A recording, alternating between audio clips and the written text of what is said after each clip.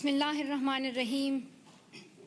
In the name of God, the most merciful, the most beneficent. Good afternoon, bonjour, assalamu alaikum, bakhair raghlai. Mr. Prime Minister, Madam Trudeau, Sophie, Mr. Speaker, members of the House, members of the Senate, distinguished guests, my parents, Ziauddin and Torpikai,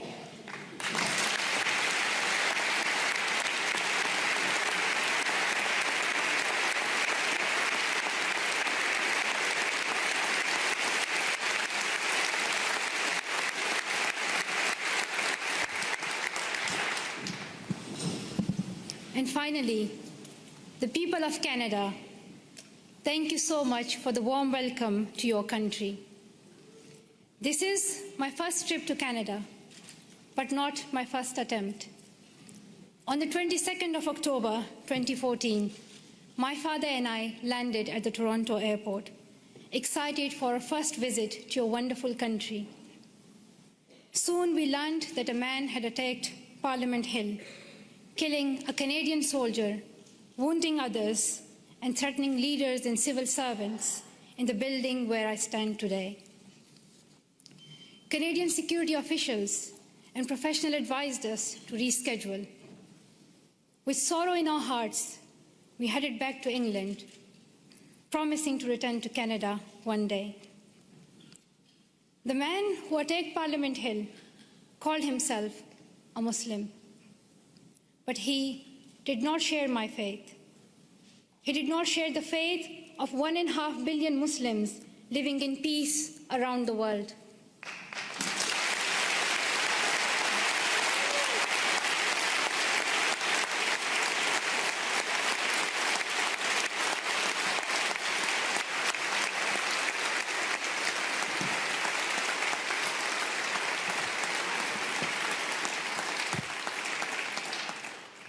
Sorry, the podium became too high, so I'm short-sighted, I couldn't read some of the words. So now I can read my speech. Back to my point that the man who attacked Parliament Hill called himself a Muslim, but he did not share my faith. He did not share the faith of 1.5 billion Muslims living in peace around the world. He did not share our Islam, a religion of learning, compassion, and mercy. I am a Muslim, and I believe that if you pick up a gun in the name of Islam and kill an innocent person, you are not Muslim anymore. You and the person who attacked Parliament Hill and all these terrorists do not share my faith. Instead,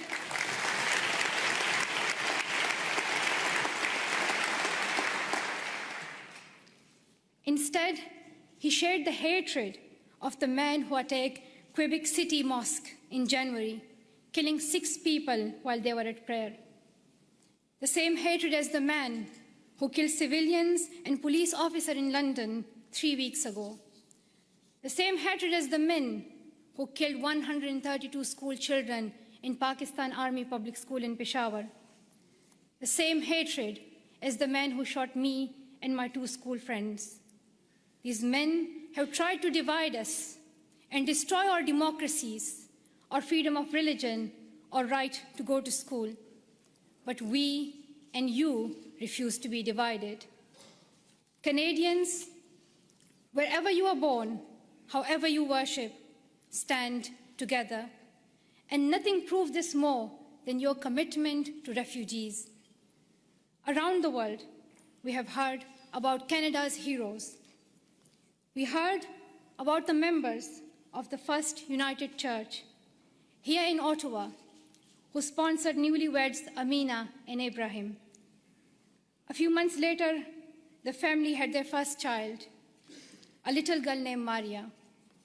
The church decided to raise more money to bring Abraham's brother and family to Canada so Maria could grow up with her cousins. We heard about Jorge Salazar in Vancouver, who came to Canada as a child refugee, fleeing violence in Colombia. As a young adult, he's working with today's children, immigrants, and refugees, helping them adopt with the new culture and country. And I'm very proud to announce that Farah Muhammad, a refugee who fled Uganda and came to Canada as a child, is Malala Fund's new CEO, a Canadian who will now lead the fight for girls' education around the world.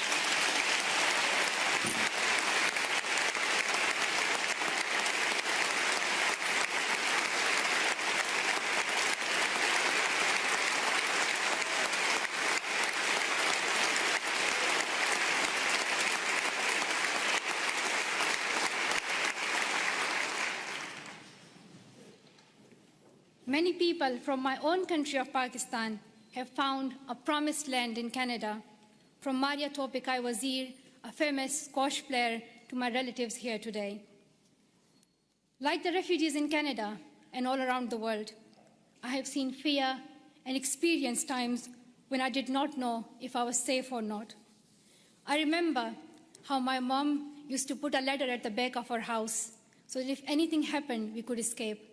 I still remember that I would read a Quranic verse, Ayatul Kursi, every night to protect our family and as many people as I could.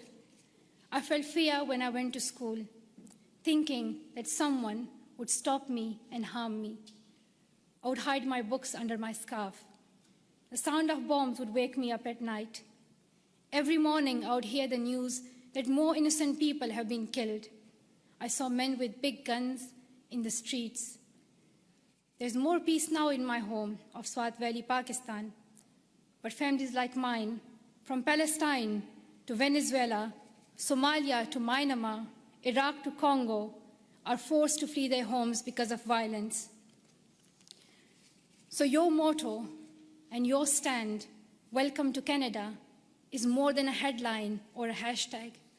It is the spirit of humanity that every single one of us would yearn for if our family was in crisis. I pray that you continue to open your homes and your hearts to the world's most defenseless children and families, and I hope your neighbors will follow your example.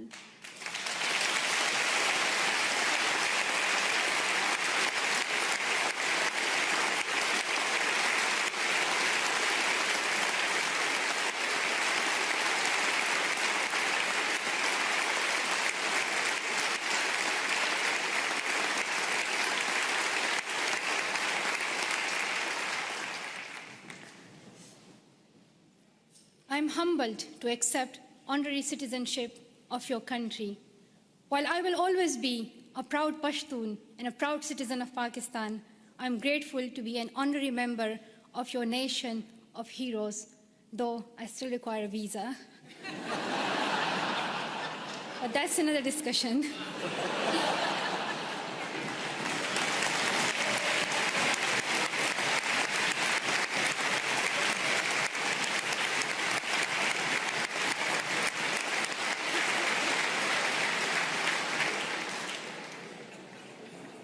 I was also very happy to meet Prime Minister Trudeau this morning. I am amazed by his embrace of refugees, his commitment to appointing Canada's first gender-balanced cabinet, and his dedication to keeping women and girls at the center of your development strategy. We have heard so much about Prime Minister Trudeau, but one thing has surprised me. People are always talking about how young he is. They say that he is the second youngest Prime Minister in Canadian history. He does yoga, he has tattoos, and a lot more. And while I was coming here, everyone was telling me, like, shake Prime Minister's hand and, like, let us know how he looks in reality. And people were just so excited about meeting Trudeau. I don't think anyone cared about the Canadian honorary citizenship. While it may be true that Prime Minister Trudeau is young and he is young head of government, I would like to tell something to the children of Canada, that you don't have to be as old as the very young Prime Minister Trudeau to be a leader.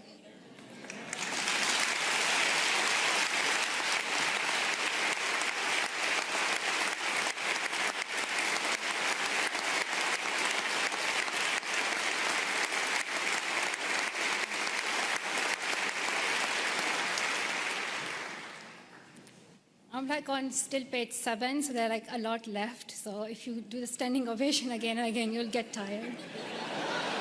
Just to let you know, there's a lot left. But I want to share my story that I want to tell the children of Canada that when I was little, I used to wait to be an adult to lead. But I have learned that even a child's voice can be heard across the world. And to the young women of Canada, I want to say, let's step forward, raise your voices, and the next time I visit, I hope to see more of you filling these seats.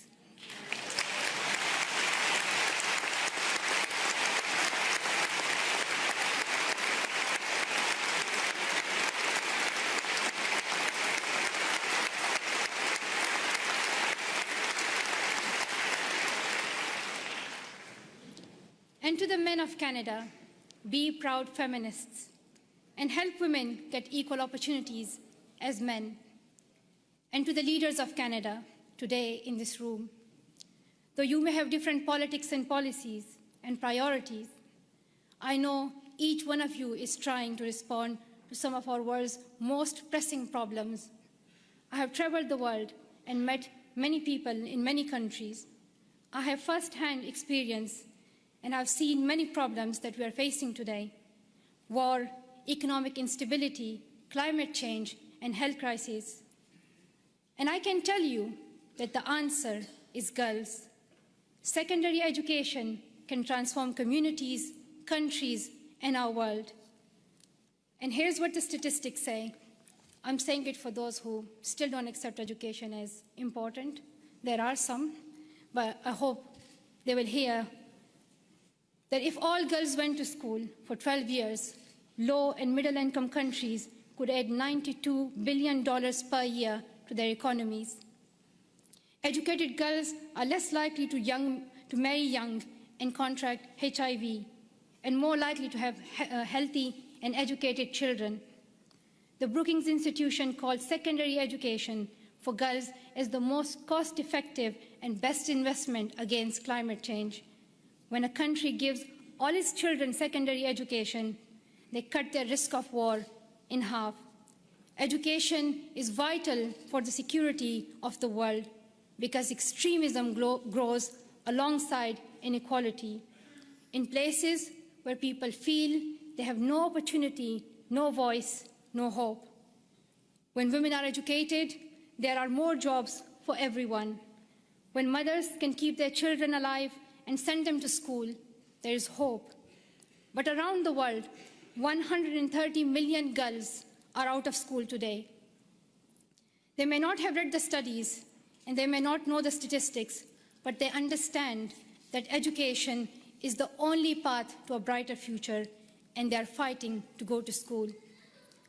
Last summer, on a trip to Kenya, I was introduced to the bravest girl I have ever met. At age 13, Rahma's family fled Somalia and came to Dadaab, the world's largest refugee camp. She had never been inside a classroom, but she worked hard to catch up, and in a few years, graduated primary school. At 18, Rahma was in secondary school when her parents decided to move back to Somalia. They promised she could continue her education. But when her family returned to Somalia, there were no schools for her to attend. Her father said her education was finished and that she would soon marry a man in his 50s, a man she did not know. Rahma remembered a friend from the refugee camp who had won a scholarship in a university in Canada. She borrowed a neighbor's internet and contacted him through Facebook. Over the internet, the university student in Canada sent her $70. At night, Rahma snuck out of her house, bought a bus ticket, and set out on an 8-day-long trip back to the refugee camp, the only place she knew she could go to school. Through the Sustainable Development Goals, our nations promised every girl she would go to school for 12 years. We promised that donor countries and developing countries would work together to make this dream a reality for the poorest girls in the world. I know that politicians cannot keep every promise they make, but this is the one you must honor. World leaders can no longer expect girls like Rahma to fight this battle alone. We can gain peace, grow economies, improve our public health and the air we breathe, or we can lose another generation of girls. I stand with girls as someone who knows what it is like to flee your home and wonder if you will ever be able to go back to school. I stand with girls as someone who knows how it feels to have the right of education taken away and your dreams threatened. I know where I stand. If you stand with me, I ask you to seize every opportunity for girls' education over the next year. Dear Canada, I'm asking you to lead once again. First, make girls' education a central theme of your G7 presidency next year. Second, use your influence to fill the global education funding gap. You raised billions of dollars and saved lives when you hosted the Global Funds replenishment in Montreal last year. Show the same leadership for education. Host the upcoming replenishment of Global Partnership for Education. Bring world leaders together and raise new funding for girls to go to school. If Canada leads, I know the world will follow.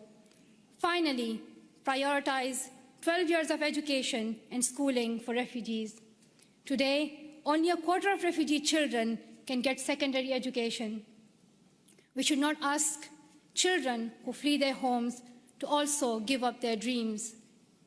And we must recognize that young refugees are future leaders on whom we all depend for peace. The world needs leadership.